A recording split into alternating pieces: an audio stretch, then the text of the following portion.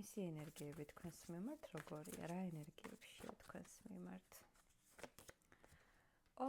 გაღიზიანებულია ძალიან იჭვიანობს. იმიტომ რომ გრძნობა, ამის უკან დგას გრძნობა, თუ რამეში რაღაც სიუხეშეს აგრესიაზე თუნდაც იგნორს გამოხატავს, ესე იგი მალავს იმ დიდ ემოციას, საკმაოდ შემაწუხებელ ემოციას კი პაჟი ყავს, მაგრამ საკმაოდ შემაწუხებელი ემოციაა და გაღიზიანებული აქედან გამომდინარე. მოკლედ, ეჭვიანობა.